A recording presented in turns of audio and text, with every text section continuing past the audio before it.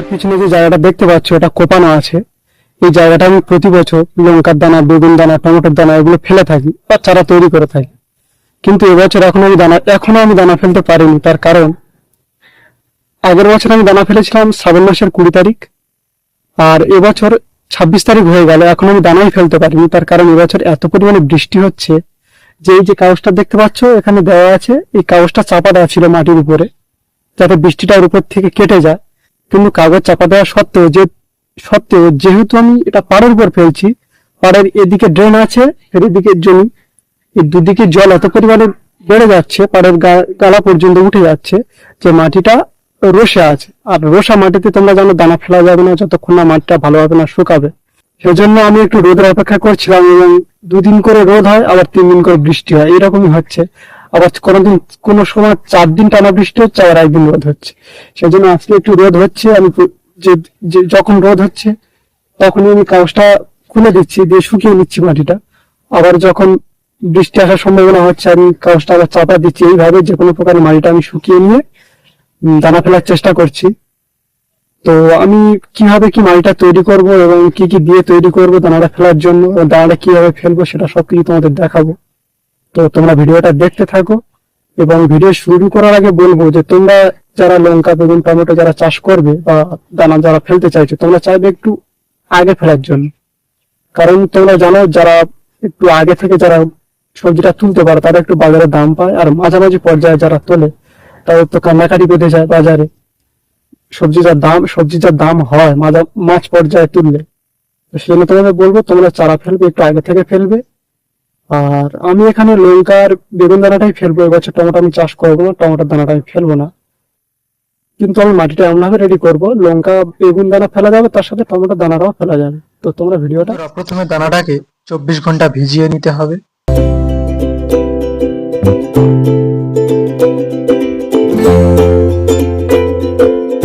এবং দানাগুলো জলে দেওয়ার পর একটু আঙুল দিয়ে এরকম ভাবে একটু নাড়িয়ে দিতে হবে। আমি এখানে যে লঙ্কার দানার প্যাকেটটা ব্যবহার করছি এটা হচ্ছে হাইভেজের হট পেপার ইগল। এটা আমি 3 বছর চাষ করছি এবং এর রেজাল্টও খুব ভালো। এবং এটা হচ্ছে 5 গ্রামের প্যাকেট, এবং বাজারে 5 গ্রামের সাথে 10 গ্রামের প্যাকেটও পাওয়া যায়।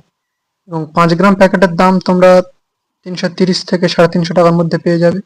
10 গ্রামের প্যাকেটটা নিলে 650 থেকে 670 এর মধ্যে তোমরা এটা পেয়ে যাবে। এবং তোমরা কোন কোন লঙ্কার জাত চাষ করো সেটা কমেন্ট করে জানিও। সকাল থেকে টানা রোদ হয়ে মাটিটা অনেকটাই শুকিয়ে এসছে। এবার আমি মাটিটা রেডি করব এবং তার সাথে কি কি দেবো সেগুলো তোমাদের দেখাচ্ছি, তোমরা দেখতে থাকো। প্রথমত এই মাটিতে তো জৈব সার তো দিতেই হবে, জৈব সার না দিলে চারা তো ভালো হবেই না।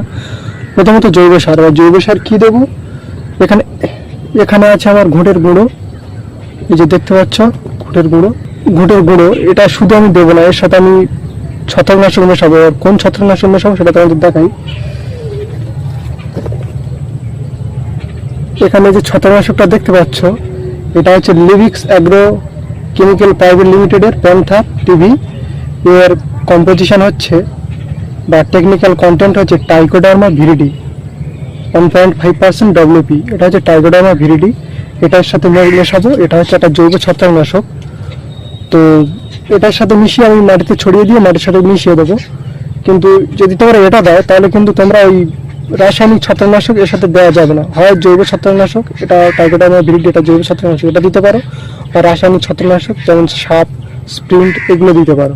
কিন্তু দুটো একসাথে কখনোই দেওয়া যাবে না, কারণ দুটো ছত্রাকনাশক একসাথে মেশালে জৈব ছত্রাকনাশকের ভিতরে যে জীবন্ত অণুজীবগুলো থাকে সেগুলো কিন্তু রাসায়নিক ছত্রাকনাশকের জন্য মারা যেতে পারে বা দুর্বল হয়ে যেতে পারে। এর ফলে জৈব ছত্রাকনাশকের কার্যকারিতা কিন্তু কমে যেতে পারে। সেই জন্য হয় আমরা জৈব ছত্রাকনাশক দেব, না হলে রাসায়নিক ছত্রাকনাশক দেব, কিন্তু দুটো একসাথে দেব না। এবার ঘুঁটের গুঁড়োর সাথে টাইকোডার্মা ভিরিডি মিশিয়ে দেবো, দিয়ে মাটির উপর ছড়িয়ে দেবো, দিয়ে মাটির সাথে মিশিয়ে দেবো।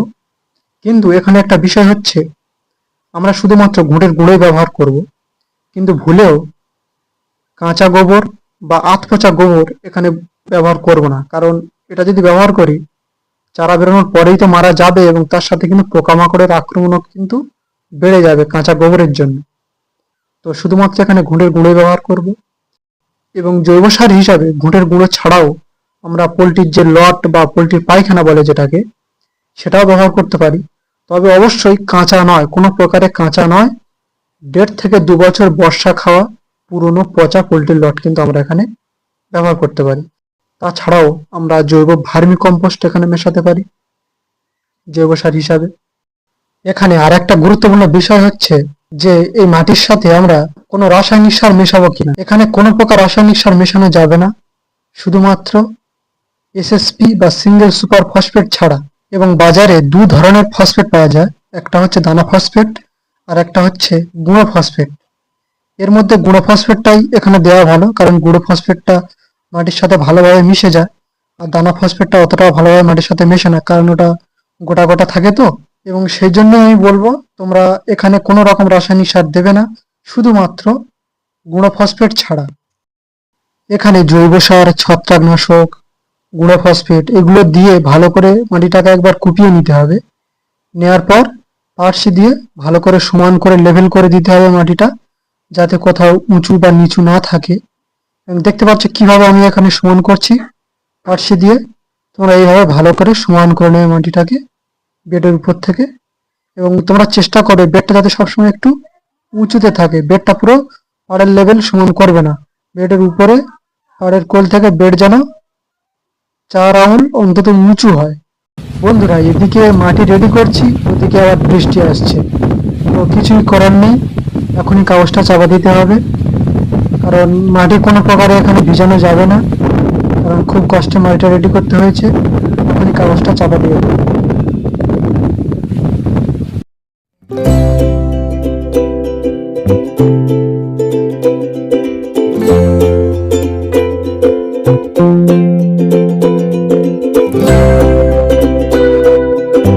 আগের দিনই মাটিটা তৈরি করার সময় বৃষ্টি এসে গিয়েছিল এবং আমি তাড়াহুড়ো করে এই যে কাগজটা আমি চাপা দিয়েছিলাম যাতে মাটিটা যাতে না ভেজে। এবং কালকে রাত্রে অনেকক্ষণ বৃষ্টি হয়েছে এবং সকালেও টানা বৃষ্টি হচ্ছিল এবং দুপুরের দিকে একটু রোদ উঠেছিল, সেজন্য এই কাগজটা আমি আবার খুলে দিয়েছি যাতে মাটিটা একটু শুকিয়ে যায়। এবং দেখতে পাচ্ছ মাটিটা কত সুন্দর শুকিয়ে গিয়েছে, অনেকটা দানা ফেলার মতো রেডি হয়ে গিয়েছে। কিন্তু এখন আমি দানা ফেলতে এসেছি এবং এসে দেখছি আবার দেখতে পাচ্ছ মেঘলা আকাশ, এখনই বৃষ্টি আসতে পারে। ওই জন্য একটু বসে আছি, দেখা যাক আকাশটা কেটে গেলে বা বৃষ্টি যদি না আসে তাহলে দানাটা ছড়াবো। আর বৃষ্টিটা যদি এসে যায় তাহলে কাগজটা আবার চাপা দিতে হবে, কিছু করার নেই। এবং এই যে দানাটা দেখতে পাচ্ছ, এই দানাটা আমি ভিজিয়ে নিয়েছি, এই যে দানাটাই ভিজিয়ে নিয়েছি 24 ঘন্টা বা একদিন আমি দানাটা ভিজিয়ে নিয়েছি। কালকে দুপুরে দিয়েছিলাম এবং আজকে বিকাল হয়ে গিয়েছে, 24 ঘন্টা হয়ে গিয়েছে। তো এই দানাটা কি আমি কলা করে কি মাটিতে বা এই বেডে কি ছড়াবো, নাকি না কলা করেই এখানে ছড়িয়ে দেবো, এটাই হচ্ছে বিষয়। যদি এটা শীতকাল হতো তাহলে আমি অবশ্যই কলা করে নিয়ে দানাটা এখানে ফেলতাম, কারণ শীতকালে কলা বেরোতে অনেক সময় লাগে, প্রচুর সময় লাগে। কিন্তু যেহেতু এটা বর্ষাকাল, সেহেতু তোমরা জানো তাপমাত্রা বর্ষাকালে মাঝারি পর্যায়ে থাকে এবং দানা ফেললে খুব একটা যে বেশি দিন লাগে তা নয়, 4 থেকে 5 দিনের ভিতরে দানা ফুটে চারা বেরিয়ে যাবে। এখন কলা করলে সুবিধা হয়, কলা করলে সুবিধা কি কি হয়, যে দানাটা যদি আমি কলা করে বসাই বা এখানে ফেলি তাহলে চারাগুলো একসাথে বেরোবে এবং চারার যে সাইজগুলো এগুলো প্রায় সমান হবে। কিন্তু দানা যদি কলা করে আমি এখানে বসাই, যদি কোনো প্রকার যদি কলা যদি একটু বড় হয়ে যায় তাহলে কিন্তু দানার কলাগুলো একসাথে জট পাকিয়ে যায় এবং ছাড়াতেও অসুবিধা হয়। এবং সবচেয়ে জরুরি বিষয় হচ্ছে কলা ছাড়ানোর সময় বা কলা যদি একটু বড় হয়ে যায় তাহলে কিন্তু ভেঙে যাওয়ার সম্ভাবনা বেশি থাকে। সেজন্য আমি বিশেষ করে আমি কলা করতে চাই না। আর কলা দানা যদি এখানে ছড়ায় তাহলে খুব সাবধানে ছড়াতে হয় এবং খুব সাবধানে মাটি চাপা দিতে হয়। সেজন্য আমি কলা করি না। আর বিশেষ করে বর্ষাকাল যখন কলা না করার কোনো দরকার নেই। তোমরা যদি চাও তো কলা করতে পারো, আর যদি তোমরা কলা করো তো অবশ্যই খেয়াল রাখতে হবে কলা যাতে বড় না হয়ে যায়, এটাই হচ্ছে বিষয়। এবং আকাশের অবস্থা খুবই খারাপ বলে মনে হচ্ছে, কারণ এখনই বৃষ্টি আসতে পারে। তো যদি বৃষ্টি আসে এখনই কাগজটা চাপা দিয়ে দেবো। আর যদি মেঘটা মনে হচ্ছে তো কাটবে না, বৃষ্টি আসবে, দেখা যাক কি করা যায়। আমি দানা ফেলবো বলে বাড়ি থেকে সব রেডি করে নিয়ে এসেছি। ওই বলতে না বলতে আবারও বৃষ্টি শুরু হয়ে গেল বন্ধুরা। এখন তাড়াতাড়ি করে কাগজটা চাপা দিয়ে দিই, নইলে মাটি একবার ভিজে গেলে মহা মুশকিল। কারণ খুব কষ্টে মাটিটা শুকোতে হয়েছে এবং বেডটাকে রেডি করতে হয়েছে। এখনই কাগজটা চাপা দিতে হবে।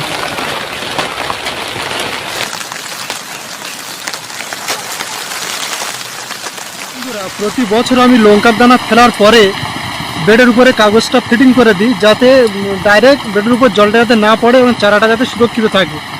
কিন্তু এবছরে এত পরিমাণে বৃষ্টি হচ্ছে, সকালে বিকালে কন্টিনিউ বৃষ্টি হয়ে যাচ্ছে। তো যে হারে বৃষ্টি হচ্ছে, এবছর আগে বেডের উপর কাগজটা ফিটিং করতে হবে, তারপরে বোধহয় দানাটা ফেলতে হবে। তো দানা তো অলরেডি ভেজানো হয়ে গেছে, আর আজকে যে হারে বৃষ্টি হচ্ছে তো বেড এখন খোলা যাবে না, আর কাগজে ফিটিং করা যাবে না। তো কালকে সকালে ছাড়া আর হবে না। আবার যদি কালকে সকালে বৃষ্টি হয় তাও সমস্যা, কারণ কালকে সকাল ছাড়া কিছু করা যাচ্ছে না। আজকে দানাটা ভিজানো আছে, থাক, এটা নেকড়া দিয়ে বেঁধে রাখবো এখন। আর কালকে সকালে আগে কাগজটা ফিটিং করে নেবো বেডের উপরে, ফিটিং করে নেওয়ার পরে তারপরে আমি দানাটা ফেলবো। নইলে এছাড়া আর কোনো উপায় আমি দেখতে পাচ্ছি না। এবং কি হারে বৃষ্টি হচ্ছে সেটা তোমাদের আবার দেখাচ্ছি। তোমরা দেখো কি হারে শুধু বৃষ্টিটা হচ্ছে। বন্ধুরা দেখতে পাচ্ছ কি পরিমাণে বৃষ্টি হচ্ছে, প্রতিদিন বৃষ্টি, সকালে বৃষ্টি, বিকালে বৃষ্টি। দেখা যাক কতদূর কি হয়। আজকে সকালে দানা ফেলতে এসেছি, দানা ফেলতে এসে দেখো আবারও সেই বৃষ্টি, খুব অতিরিক্ত হারে বৃষ্টি হচ্ছে। কালকে ভেবেছিলাম হয়তো আজকে সকালে বৃষ্টি হতে পারে, কিন্তু আবারও দেখো সেই আজকে সকালে বৃষ্টি শুরু হয়ে গেল। এবং এই যে কাগজটা দেখছো, এটা আমি খাটিয়ে রেখেছি এর উপরে।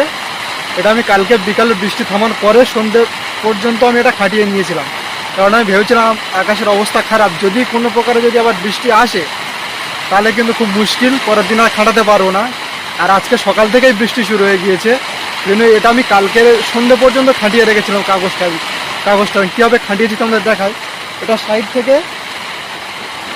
এই যে সাইড থেকে এখান থেকে বেঁধে দিয়েছি, দিয়ে এটা তুলে দিয়ে এর উপরে এই যে মাচার এই যে জাল আছে, এই মাচার জালের উপর দিয়ে এটাকে এই দিক থেকে তুলে নিয়ে এই দিকে, এই যে দেখতে পাচ্ছ এই দিকে, এই যে জলটা এখান থেকে পড়ছে।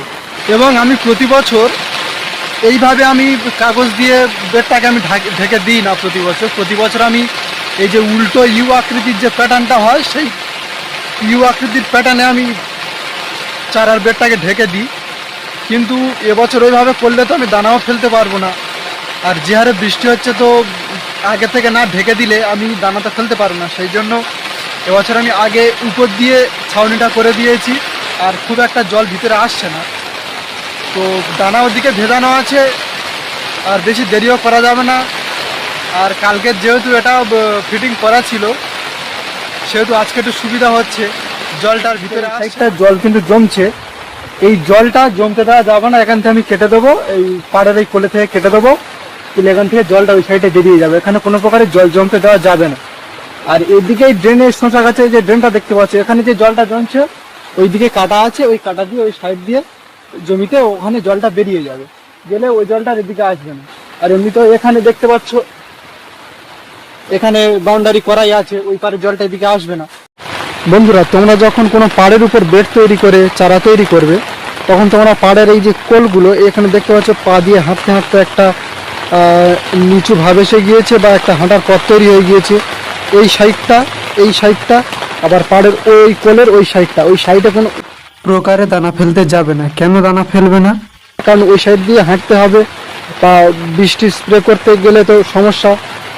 সেজন্য এই কোলটা আর এই কোলটা ফাঁক রেখে, আর বেড সবসময় চেষ্টা করবে একটু উঁচু রাখা। আমি এই বেডের উপর থেকে কিছু শুকনো মাটি এখন তুলে নিচ্ছি, কারণ দানা ছড়ানোর পর কিছু শুকনো মাটি দানার উপরে হালকা করে ছড়িয়ে দিতে হবে। সেজন্য এখান থেকে মাটিটা এখন তুলে নিচ্ছি। আর অন্য জায়গা থেকে মাটি নেওয়া যেত, কিন্তু বৃষ্টিতে সব জায়গায় মাটি ভিজে গিয়েছে, আর শুকনো মাটি বলতে শুধু এখানেই আছে। সেই জন্য এখান থেকেই কিছু শুকনো মাটি এখন তুলে নিচ্ছি। এবার আমি বেডটাকে আরো একবার কুপিয়ে নেব, কারণ পাশ দিয়ে হাঁটতে হাঁটতে বেডের পাশ দিয়ে মাটি চেপে গিয়েছে, এবং কিছু মাটি তুলে নেওয়ার জন্য বেডটা একটু উঁচু খালা হয়ে গিয়েছে। সেই জন্য বেডটাকে আর একবার কুপিয়ে নিচ্ছি, এবং কুপিয়ে নেওয়ার পরে বেডটাকে ভালো করে লেভেল করে দেব, দিয়ে তারপরেই আমরা দানাটা ফেলবো। বেডটা পুরো কোপানো হয়ে গিয়েছে। এবারে বেডের সাইডে যে মাটিগুলো আছে, ওই মাটিগুলো পরিষ্কার করে পার্শ্ব দিয়ে বেডের উপরের দিকে তুলে নেব, যাতে বেডটা কিছুটা হলেও একটু উঁচু হয় সেই জন্য। এবং পাড়ের দুদিক থেকেই মাটিটা পরিষ্কার করে তুলে নেব। এবার মাটিটাকে হাত দিয়ে ভালো করে চেলে নেব সমান করে, এবং উঁচু খালা যে জায়গাগুলো আছে সেই উঁচু খালা জায়গাগুলো ভালো করে সমান করে নিতে হবে। যে ঢিল ঢিল মাটিগুলো আছে এই ঢিল ঢিল মাটিগুলো বেডের গালায় রেখে দেবো এবং একদম মিহি মাটিগুলোই বেডের উপর রাখবো। মিহি যে মাটিগুলো হয়, কোনো ঢিল মাটি বেডের উপর থাকবে না। দেখতে পাচ্ছ এইভাবে একদম হাত দিয়ে চেলে নিয়ে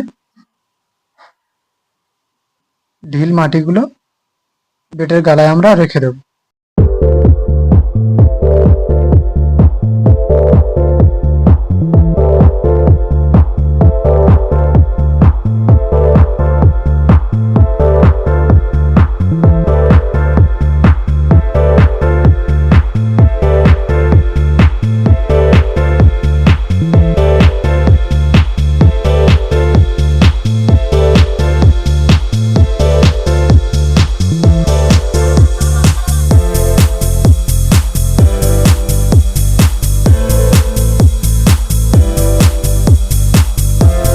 আগের দিন ভেজানো দানাটাকে ছেঁকে নিয়েছিলাম এবং ছেঁকে নেওয়ার পরে গামছায় করে জড়িয়ে রেখে দিয়েছিলাম, যাতে দানার গায়ে ভিজে যে ভাবটা, সেই ভেজা ভাবটা যাতে শুকিয়ে যায় এবং দানাটা ছড়াতে যাতে সুবিধা হয় বা ফেলতে যাতে সুবিধা হয়। কিন্তু এখানে একটা বিষয় হচ্ছে, অনেক চাষিরা দানার সাথে ফাঙ্গিসাইড, ইনসেকটিসাইড মিশিয়ে তারপরে দানাটাকে বেডের উপরে ফেলে। কিন্তু আমি এখানে আমার এই দানার সঙ্গে কোনো ফাঙ্গিসাইড বা ইনসেকটিসাইড মেশাবো না, কারণ আমার লঙ্কার দানার প্যাকেটের গায়ে অলরেডি লেখা আছে treated with carbendazim and gaucho.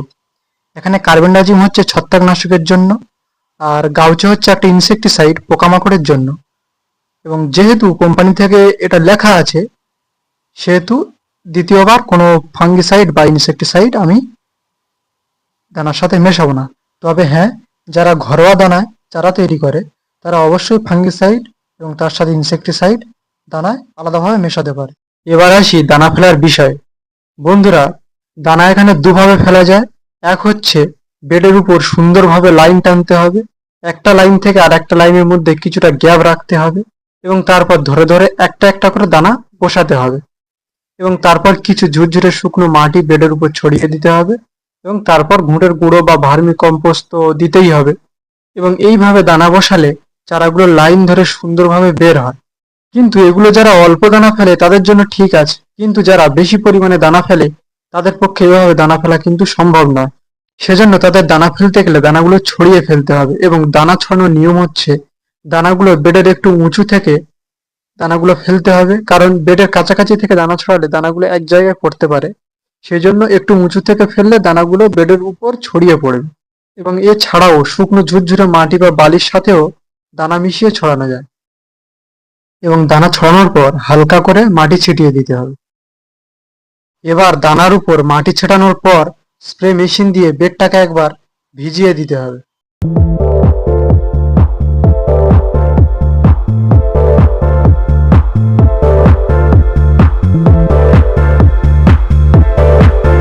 এবার ভিজে বেডের উপর ঘুঁটের গুঁড়ো ছড়িয়ে দিতে হবে।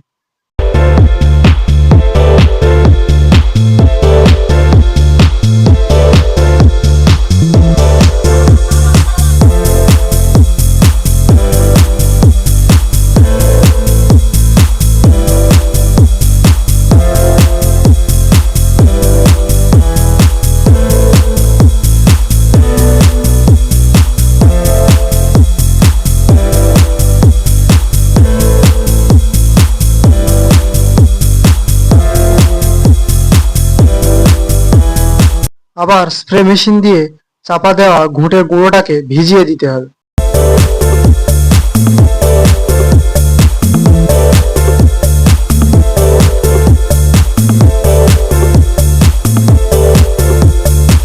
এবার ঘুঁটের গুঁড়োর উপর স্প্রে করার পর দেখতে হবে কোথাও মাটি বেরিয়ে আছে কিনা বা কোথাও দানা বেরিয়ে আছে কিনা।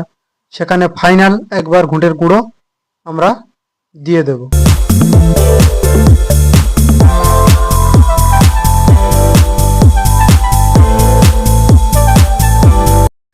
এবার আমাদের লাস্ট কাজ হবে এর উপর হামলা স্প্রে করা।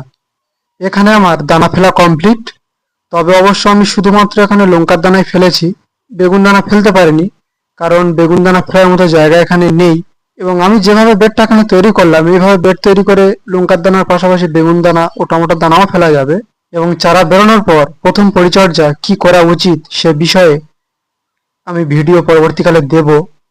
তো ভিডিও যদি ভালো লাগে বন্ধুরা, তো অবশ্যই লাইক, কমেন্ট অ্যান্ড সাবস্ক্রাইব করে দিও।